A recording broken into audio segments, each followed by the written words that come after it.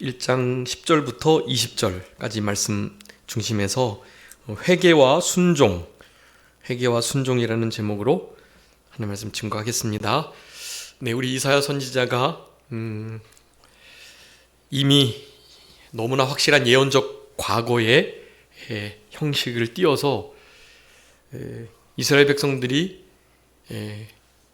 이방 사람들에게, 이방 나라에게 황폐되고 잡혀가고 이방 나라 사람들이 하나님의 거룩한 곳에 서게 되는 것이 이미 과거에 있었던 것처럼 그렇게 하나님의 큰 진노와 심판을 선포하고 있습니다. 그럼에도 불구하고 우리 1장 지난 시간 9절 마지막 절에 생존자를 조금 남겨두실 것이다. 그네들이 나름 뭘 잘해서가 아니고 남은 그 자들은 그냥 하나님의 은혜로 말미암아 남은 자들로서 그렇게 하지 않았다면 완전히 진멸될 것이기 때문에 하나님의 은혜로우심을 따라 남겨두시는 약속의 말씀을 패하지 않고 잘 끝까지 이끄시고 인도하시는 우리 하나님의 성품을 따라서 그리해 주시는 것임을 말씀했습니다. 우리 이사야 시대에, 그러니까 이거 우시야, 요담, 아하스, 히스기야 요 시대인데요. 그래도 이사야가 살아있을 때이기 때문에 그래도 선한 왕으로서 다스렸던, 그럼에도 불구하고 죄가 깊숙이 그 일반 성도들의 삶에 배어 있다라는 것을 우리가 느낄 수 있는데요.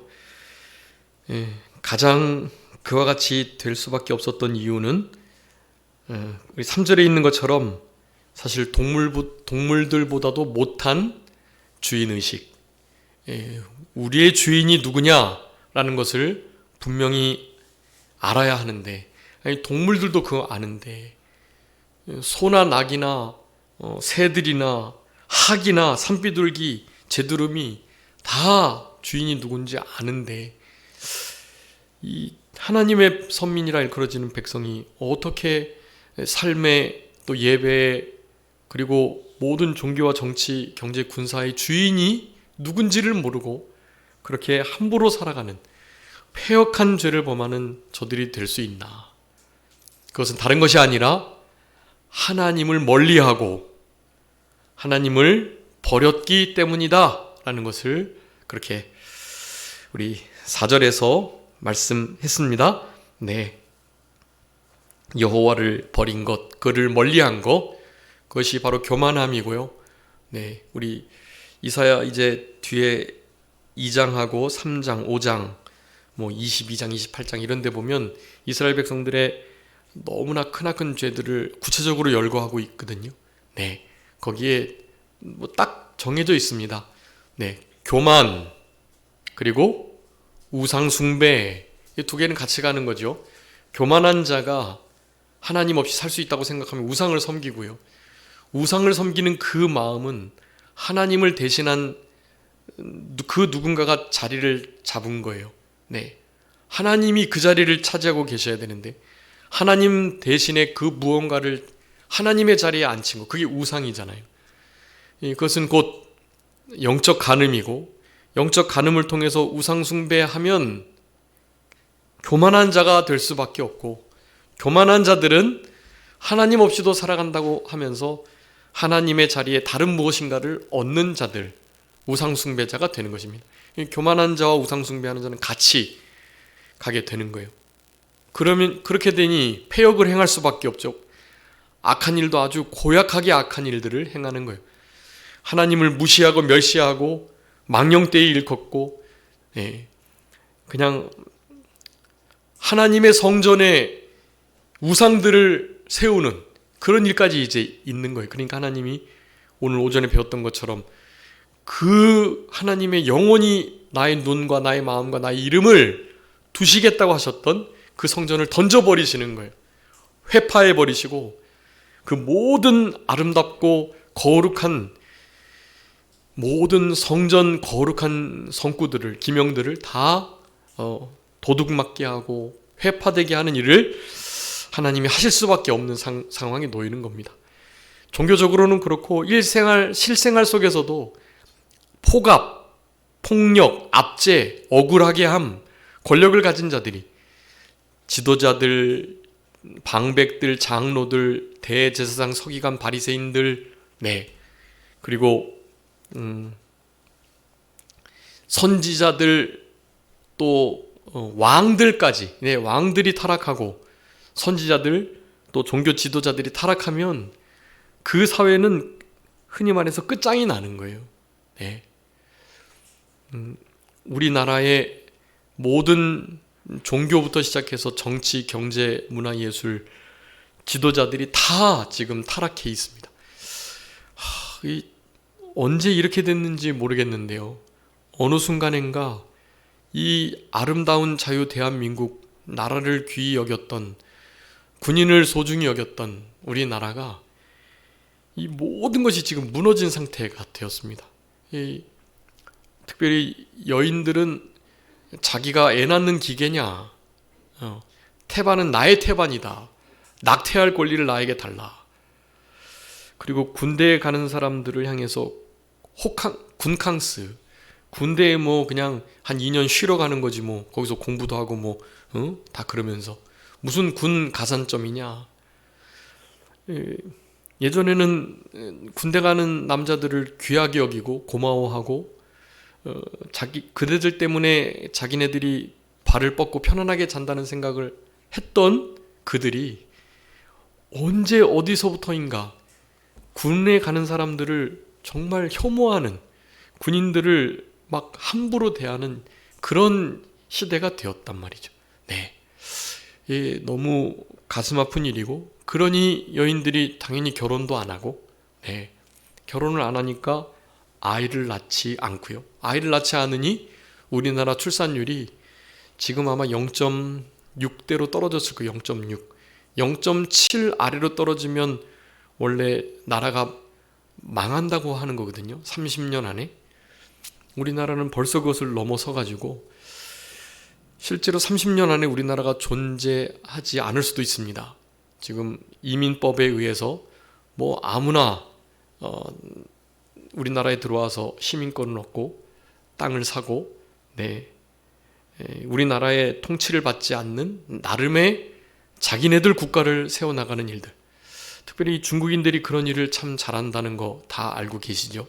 미국에서도 중국인들에게는 땅을 더 이상 팔지 않는다고 합니다. 우리나라의 외국인 중에 58%, 60% 정도가 중국인이라고 그래요. 지금 제주도는 무법천지입니다. 공권력이 중국인들이 있는 곳에 아무런 힘을 쓸 수 없다고 그래요. 실제로 우리나라 사람들이 많이 공격을 당하고 너무 함부로 대우를 받고 그렇게 되고 있습니다.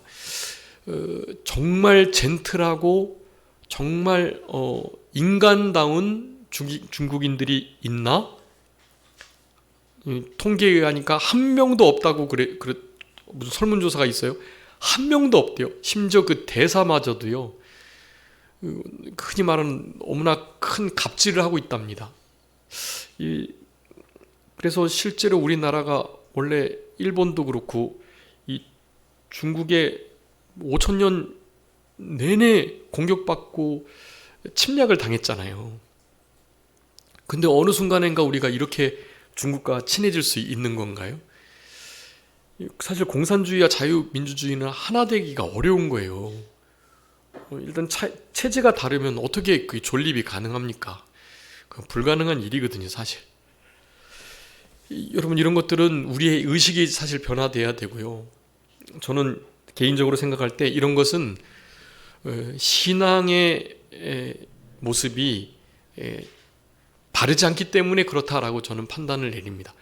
신앙이 사실 정치, 경제, 문화, 또 자기의 가치관, 경험보다 우선돼야 되는데요. 그 일반적인 나의 가치관과 정치 색깔이, 이념이 훨씬 더 종교보다 위에 있는 시대가 되었기 때문에 이런 일이 일어나는 것이다 라는 생각이 들어요. 여러분, 이게 이렇게 좀 사무적으로 이렇게 어떤 경제로서 이렇게 같이 공생하는 건 중요하지만 문화를 함께 하는 일은 아주 다른 얘기거든요. 문화 안에 실제로 삶의 모든 태도와 방법들이나 그 문화 안에는 종교까지 같이 포함되는 거거든요. 여러분, 중국에는 종교의 자유가 없습니다. 그거는 공산당이 허락하는 CCTV 통제 안에서의 종교의 자유예요. 그건 종교의 자유가 아닌 것입니다. 공산주의자들은 실제로 하나님을 인정하지 않아요. 그런 이들과 어떻게 우리가 하나 될 수 있겠냐고요. 이거는 사실 큰 문제가 아닐 수가 없고, 우리가 최소한의 마지노선, 선을 그어야 할 것은 그어야 하는 것이 맞는 거예요. 그런 것을 놓치게 되면 실제로 그런 물이 들어서 결국에는 망하는 길로 가게 되는 것입니다. 그냥 우리 한반도만 지금 남한만 자유민주주의를 외치고 있는데요. 우리가 뭐 투표하거나 뭐 그런 거 보면 아시잖아요. 다 붉은 물이 들어있어요, 지금. 네. 사실 이제 자유민주주의는 더 이상 설 자리를 잃어버린다. 왜냐하면 자유민주주의를 별로 중요하게 생각하지 않고 지금 뭐 공산당이나 자유민주주의 체제나 별 다른 것도 없는데 뭐 생각하면서 그냥 같이 가고 있는 거예요. 이렇게 가게 되면 이제 그냥 망하게 되는 것입니다. 공산주의는 꽃을 피는 거죠. 활짝 피는 거예요. 자유민주주의 토대 안에 공산주의가 꽃을 피게 되는 것입니다. 그런 일을 당하게 될 때 비로소 이제 우리 계시록 마지막에 있는 말씀들처럼 우리 종교의 자유가 억압되게 돼요. 여러분, 종교의 자유가 억압되는 일이 자유민주주의에서는 일어나지 않습니다. 공산주의 체제 하에서, 이슬람 정권 하에서 우리 기독교의 참된 종교의 자유가 억압되는 거예요. 여러분, 우리나라에 지금 이슬람교가 어마어마하게 팽창하는 건 알고 계시죠? 중국 세력 이상으로 지금 큰 문제를 야기시키고 있습니다. 여러분, 이게 뉴스에서 이걸 잘 안 다루고 있는데요.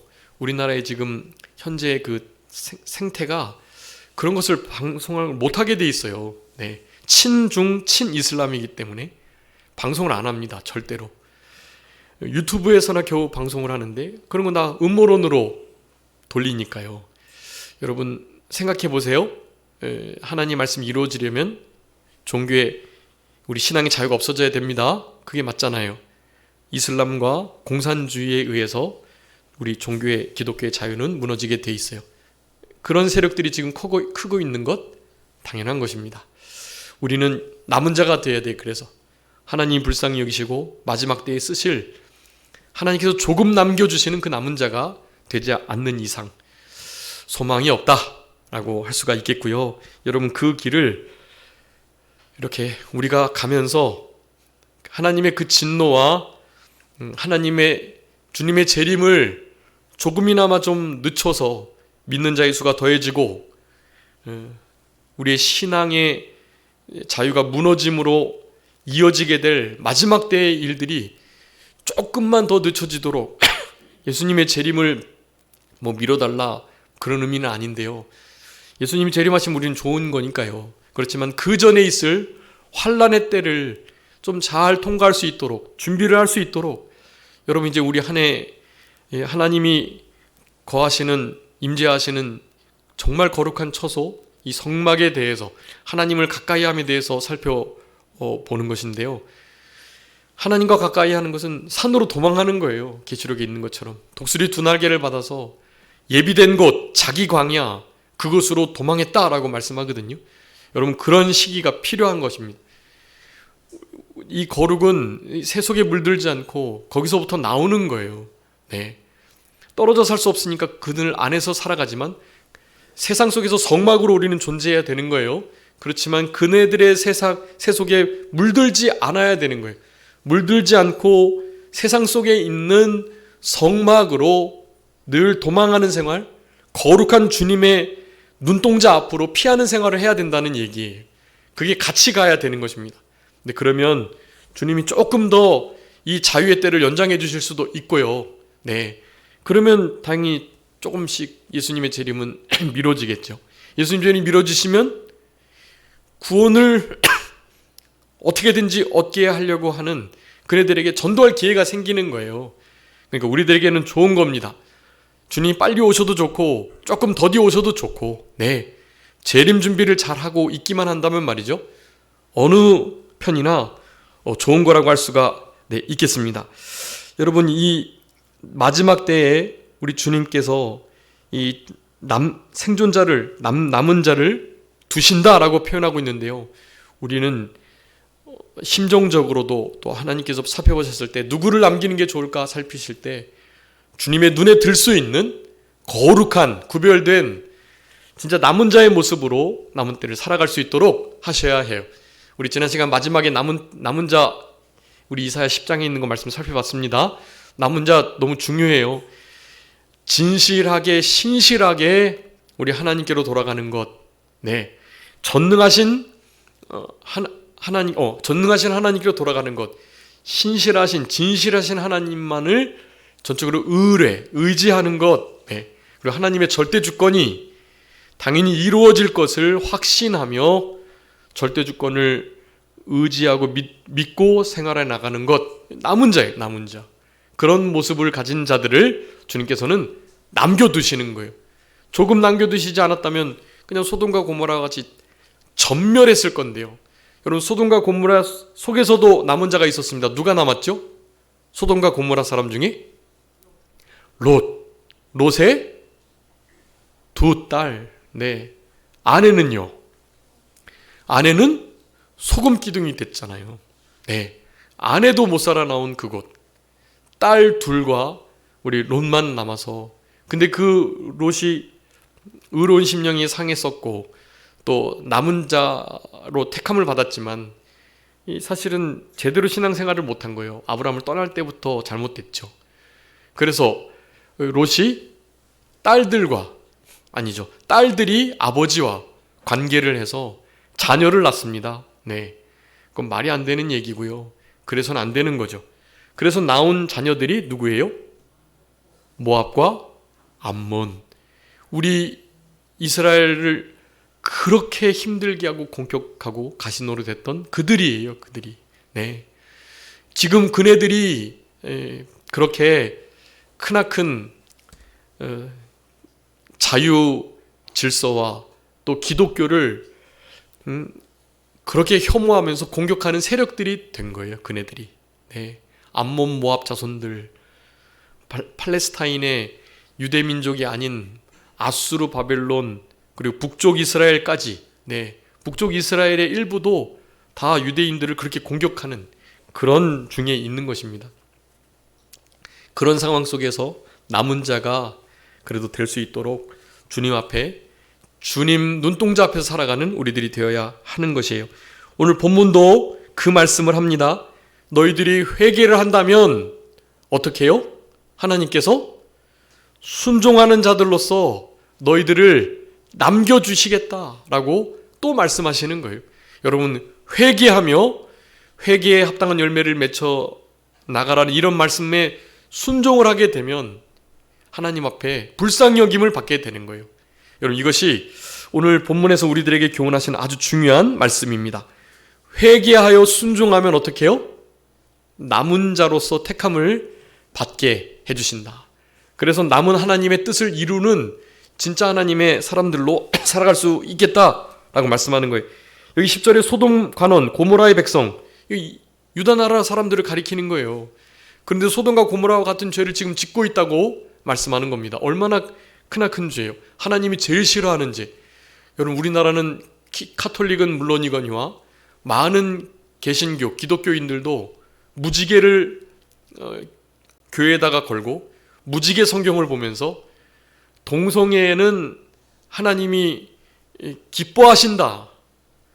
동성애자들도 목사를 세워야 하고 동성애 결혼을 인정해야 하며 동성애를 저주하거나 동성애가 죄라고 말하면 그것은 혐오 발언, 차별을 하고 있는 거기 때문에 그런 법에 의해서 벌금을 물거나 감옥에 갇혀야 된다라고 말하는 목사들이 있어요. 지금도.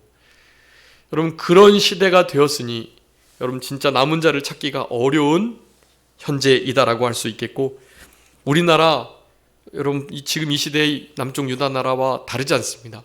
딱 같아요. 소돔과 고모라 그 이상이에요. 우리나라는 이제 마약 수사도 제대로 못하고 있기 때문에 마약 청정국이 더 이상 아닙니다. 특별히 북한 마약이 어마어마하게 들어오고 있다 그래요. 그래서 다 마약반을 단속하는 검찰들을 다 없앤 거예요. 이 말이나 되는 얘기냐고요. 이런 일들이 있어서는 안 되는 일들, 이런 거는 우리들이 소리를 내야 돼요. 국민 저항권을 사용해야 하는 건. 여러분, 신앙의 양심에 거리끼지 않아요? 그런 법이 만들어진다는 것 그냥 가만히 있을 수 있으시겠어요? 기도하신다고 되나요? 그건 기도하신다고 되는 게 아니에요. 실제로 그 법을 저지하고 그 법이 결코 통과돼서는 안 된다는 것을 외쳐야 하는 거예요. 여러분, 우리 안에 그런 좀 간절함이 있어야 되겠습니다. 우리는 그럭저럭 살아갈 수 있겠죠. 근데 우리 다음 세대는요, 우리 자녀들은 어떻게 하라고요? 우리나라가 이제 더 이상 마약 청정국이 아니라니까요.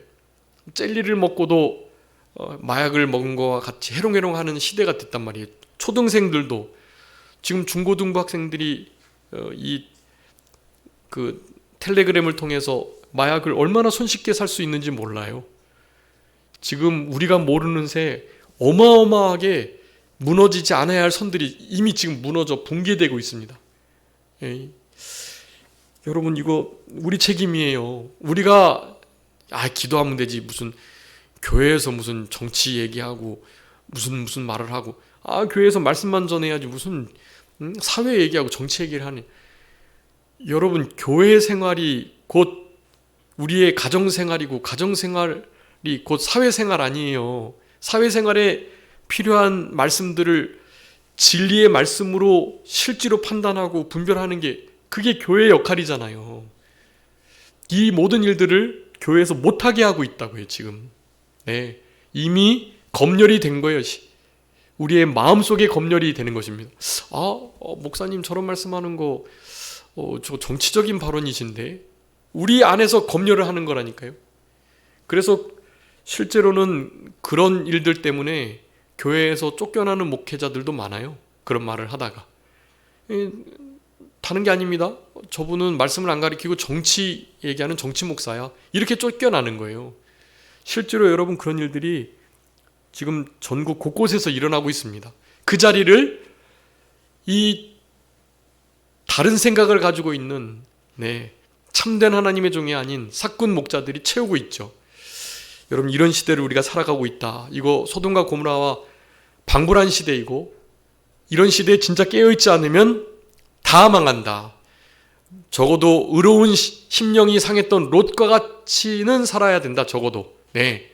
롯과 같은 신앙도 가지지 않고 살아간다면 그냥 다 유황불에 온전히 망하는 그 수밖에 없다는 것을 우리에게 말씀하면서, 이런 마음을 태도를 가지고 있으니 1절부터 이제 14절까지 제사를 드리는데 무슨 제사를 드릴까요?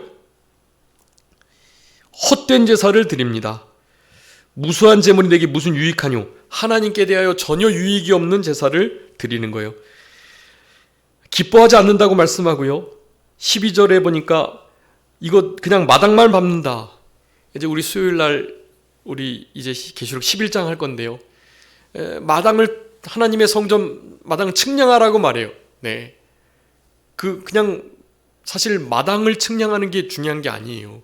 얼마나 그 성소, 지나 지성소까지 들어가느냐가 중요하지, 마당을 측량하거나 마당을 밟는 것은 중요한 게 아니에요. 거기는 이방인의 뜰도 있는 걸요. 여러분, 참된 예배는 양의 문 대신 우리 예수 그리스도의 그 울타리 첫 번째 문을 들어가서 번제단, 거기서 희생의 제물을 예수 그리스도의 피로 드리고, 물두멍, 거기서 날마다 물로 씻어 손을 발을 깨끗이 하는 그런 태도를 가지고, 그런 다음에 성소에 들어갈 수 있는 거예요. 성소에 들어가서 금촛대와 금 분향단과 진설병을 통해서 예수 그리스도의 살과 피를 먹고 빛된 사명을 감당하면서 예수 그리스도의 중보 되시는 은혜의 사역을 따라 그 휘장이 위로부터 아래로 찢겨졌는데 히브리서 10장에 의하면 그 휘장은 누구다? 예수 그리스도의 육체다. 육체가 찢어짐으로 지성소, 언약궤가 있는 주님의 임재가 있는 그곳에 들어갈 수 있는 거거든요. 여러분, 이런 삶을 실제로 유익하도록, 우리의 신앙의 유익이 되도록, 하나님의 기쁨이 되도록 이 예배를 드려야 되는데 헛된 제물을 드리고 있는 거예요. 양의 문 겨우 들어가가지고 번제를 바치는데 제물을 어떤 제물 바친다고요? 헛된 제물. 하나님이 전혀 받으시지, 사람도 안 받을 만한 제물을 바치고 있는 거예요. 당연히 마음도 안 바치고 있죠. 네. 마음에 있는 게 말로 나가는 건데 말이나 행동이 형편없는 것을 드리고 그런 말을 하니 마음은 오죽하겠어요? 마음은 머는 거예요. 우리 이사야서 29장 13절이 이사야 선지자가 말한 가장 유다 백성들이 망하게 되는 범죄 핵심적인 부분이라 그랬죠. 저들은 입으로 나를 가까이하고 공경하나 그 마음은 나에게서 멀도다. 네, 여러분 이사야서 29장 13절은 기억해 주셔야 돼요. 이사야서 9장 6절 그것이 요절이고 범죄의 핵심은 이사야서 29장 13절이에요. 말로는 그래도 어떻게 좀 하나님 가까이 한다고 그럴듯하게 하지만 마음은 주님과 너무너무 먼 거예요. 그런 헛된 제사를 드리고 있으니 하나님께서 용서하실 수가 없죠. 그러면서 15절에 하나님 당연히 응답 안 하신다고 말씀합니다. 그렇지만 16절부터 18절까지 회개하고 순종하면 용서해 주신다. 여러분 순종할 때 어떻게 순종하라고요? 19절에 순종을 할 때 즐겨 순종해야 된다라는 거예요. 회개를 하시고 이왕 순종하실 것 즐거움으로 즐겨 마땅히 하나님 앞에 순종해야 할 순종의 제사를 드리셔야 하는 거예요. 네, 여러분 순종하실 때 어떻게 해요? 즐겨 순종하게 되면 아름다운 소산을 먹게 될 것이다. 땅을 다시 회복해 주시겠다는 얘기, 용서해 주시겠다는 얘기를 하시는 거예요. 19절 20절 그 결과를 그렇게 말씀합니다. 주님께서 주님의 입으로 말씀하신 건데 순종과 불순종 결과를 너무나 명확하게 설명해 주고 계시는 거예요.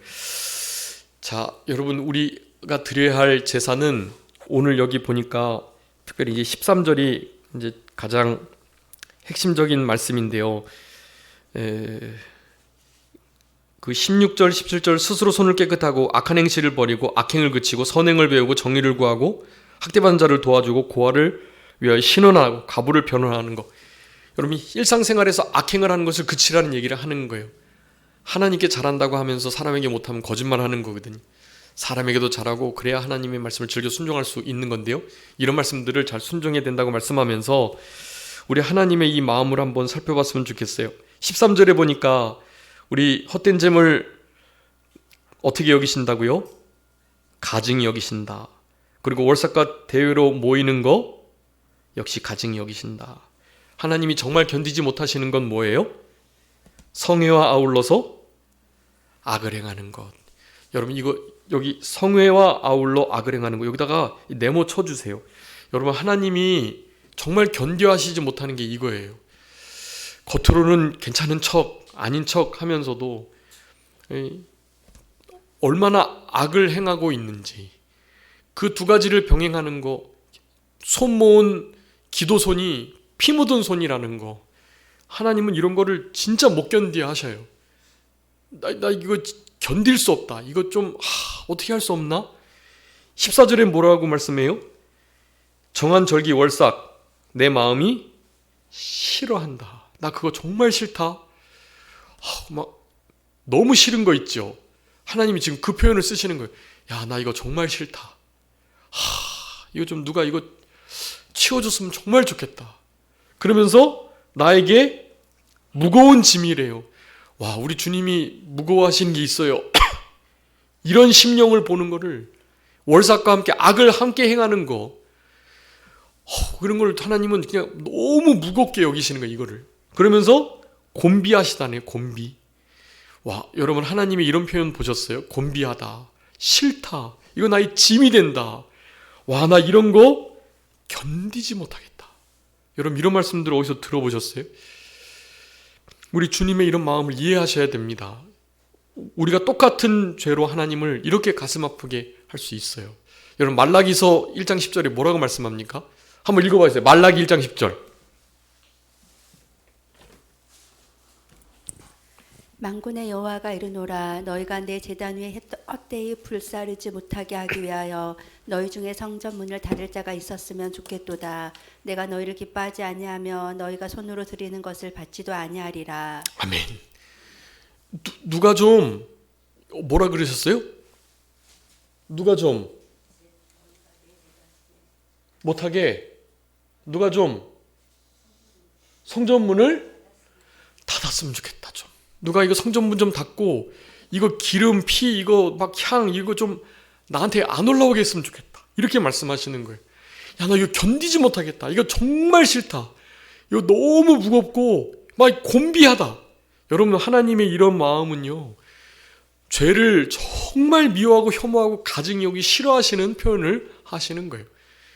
여러분, 우리가 먼저 죄에 대하여 이런 태도를 갖지 않으면 주님이 이런 마음을 갖게 되시는 거예요. 누군가 이 성전문 좀 닫아가지고 나에게 이 월삭과 이 더러운 악행을 함께 같이 하는 거를, 나에게 손 모아서 기도하는데 그 손에 피 묻은 핏자국이 있는 그 손을 누가 좀 모으지 않겠으면 좋겠다. 이런 말씀을 하는 이 마음을 여러분 좀 이해하시면서 회개합당한 열매를 맺히시고 즐겨 순종하시는 우리들만이라도 그렇게 되었으면 정말 좋겠어요. 여러분, 그래서 말라기 1장 10절에 분명히 말씀합니다. 문을 닫았으면 좋겠다고. 여러분, 그 말라기 마지막에 4장에 보면 특별히 그 제사장들, 지도자들의 죄를 말씀하는데요. 다 우리는 왕같은 제사장들이니까 우리에게 대한 죄들이에요. 거기에 아주 4장 후반부, 말라기 1장 6절부터 6절, 우리 4장이 아니라 6절부터 14절, 거기에 이제 아까 중간에 10절의 말씀을 읽은 겁니다. 6절부터 14절까지 여러분 두 가지 정말 하나님이 안 받으시는 제사를 표현하고 있어요. 오늘 본문에서 말하는 마당난 밟는다, 헛된 재물,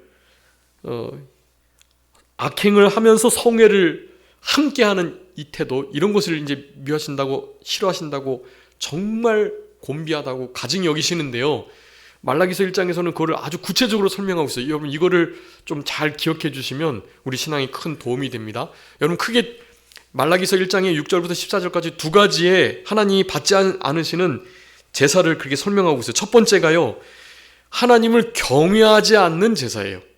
첫 번째가 뭐라고요? 하나님을 경외하지 않는 제사. 경외하지 않는 제사가 어떤 의미냐면 두 가지.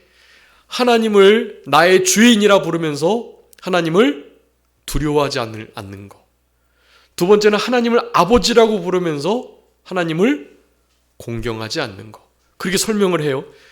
하나님을 두려워하지 않고 공경하지 않는 것. 즉 두려워하고 사랑하지 않는, 주인이라고 말하면서도 전혀 두려워하지 않고요. 아버지라고 부르면서도 사랑하고 존경하지 않아요. 하나님을 공경하지 않는 태도. 즉 하나님을 경외하지 않고 드리는 제사를 하나님이 안 받으신다고 말씀하는 거예요. 두 번째는 바로 흠 있는 제사라는 것입니다. 흠 있는 제사. 이 흠이 있다라는 것은 하나님도 속이고 자신도 속인다는 건데요. 그러니까 아까 경외하지 않는 제사가 그렇게 두면, 두려워하지 않고 공경하지 않는 거, 흠 있는 제사도 두 가지 면이에요. 첫 번째는 정성이 없는 거예요. 정성이 없는 형식적인 제사. 그러니까 그게 흠 있는 제사예요. 마음에 정성이 없는, 그래서 형식적으로는 그냥 드리는 그런 제사예요. 정성을 가지고 형식을 갖춰서 거기다 정성까지 잘 갖춰야 하나님이 받으시는 흠이 없는 제사가 되는 거예요. 두 번째 흠이 있는 제사는 말씀에 맞지 않는 불법적인 제사라는 것이에요. 첫 번째는 마음이 정성이 담겨져 있지 않은 형식적인 제사. 제사를 드리는데 제사를 멸시하고 더럽게 여기고 번거롭게 여기고 제사를 또 드려야 되나? 너무 번패스럽다. 너무 예배가 빨리빨리 돌아오고 또 헌금해야 되고 또 이렇게 시간 들여야 되고 또 헌신하면서 봉사해야 되고 또 무슨 선교여행 가야 되고 또 전도해야 되고 또 성경 읽어야 되고 너무 번패스럽다. 이거 제사 드린 지 얼마 되지 않았는데 또 제사 드려야 되나? 여러분 실제로 이제 우리 성막할 때 보시겠지만 제사하는 게 너무 어려운 일이에요. 순서도 많고 지켜야 될 게 많아요. 얼마나 힘든지 몰라요, 사실은. 그러니 그럴 만도 하겠으나 그래도 그러면 안 되죠. 형식만 갖추고 마음에 정성이 전혀 없는 제사를, 흠이 있는 제사를 그렇게 드렸던 거예요. 이 두 번째가 더 하나님이 가슴 아파하시는 건데요. 전혀 말씀에 맞지 않는 불법적인 제사. 그러니까 형식적인 제사, 불법적인 제사가 바로 흠이 있는 제사예요. 하나님을 존경하지 않고 두려워하지 않는 제사가 경외함이 없는 제사고요. 말라기서 1장 6절부터 14절까지 그것을 딱 요약하고 있어요. 여러분, 불법적인 제사는 뭡니까? 재물을 속여서 드리는 거예요. 더러운 거, 눈먹고 병든 거, 저는 거, 토색한 거, 이런 거 드린다고 명확하게 기록되어 있어요. 원래 그런 거 드리면 안 되거든요. 너희들 그런 거 왕에게 드려봐라. 왕이 받나. 근데 하나님께 이런 걸 드려? 네. 토색한 거. 사실 이 제사 드리면 그 피를 흘려야 되는데 피를 돌리는 거예요. 그 관계자들이 양을 안 잡고 전에 썼던 사람 피를 조금 더 받아다가 그 피를 돌리는 거예요. 이렇게 형편없는 제사를 드리니 하나님께서 얼마나 가증히 여기셨겠는가라는 거예요. 여러분, 우리 안에 제사를 이렇게 살펴보셔야 됩니다. 하나님이 받지 않는 제사 크게 두 가지예요. 무슨 제사? 경외함이 없는 제사. 두 번째는요, 흠이 있는 제사. 경외함이 없는 제사는 무슨 제사라고요? 하나님을 주라고 부르면서 두려워하지 않고, 하나님을 아버지라 부르면서 존경하고 사랑하지 않고, 네. 흠이 있는 제사는요, 형식적인 제사인데 마음에 정성이 없는 형식적인 제사. 제사를 막 너무 번거롭게 여기고 막 너무 싫어하는 거예요, 그냥 제사를. 그래서 형식적으로 억지로 드리는 거죠. 또 다른 한 제사는요, 말씀에 맞지 않는 불법적인 제사. 형식적이고 불법적인 제사를 드리는 거, 그것이 얼마나 흠이 있는 제사인가, 경외함이 없는 제사인가 라는 것들을 우리가 생각하면서 그런 것에 비추어서 우리는 하나님 앞에 하나님을 가까이 하며 하나님이 받으심직한, 하나님이 이렇게 싫어하시거나 정말 이렇게 막 견디지 못하여 하시는 이런 제사가 아니라 하나님이 찾으시고 하나님 너무 기뻐하시며 즐거워하시며 행복해 하시는 그런 참된 제사를 드릴 수 있는 우리들의 남은 생애가 되어야 되겠습니다. 자, 기도하겠습니다. 살아계신 우리 아버지 하나님, 감사합니다. 하나님께서 남겨주셔서 우리가 지금도 살아가고 있음을 고백하오며 주님 앞에 회개합당한 열매를 맺혀드려 즐겨 순종할 수 있는 우리들의 남은 생애가 되게 해주시기를 간절히 바라옵고, 그래서 하나님이 기뻐 받으시는 참된 제사를 드릴 수 있도록 하나님 도와주옵소서. 하나님을 경외하는 제사, 흠이 없는 제사를 드릴 수 있는 우리들 되게 해 주옵소서.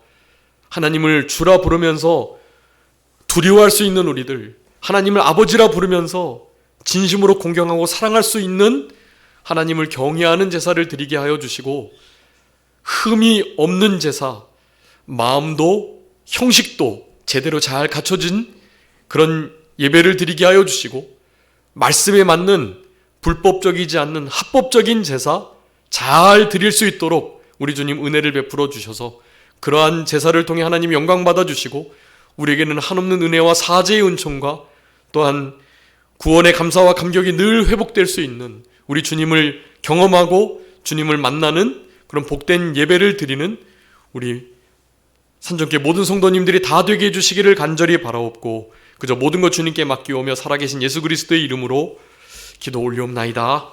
아멘.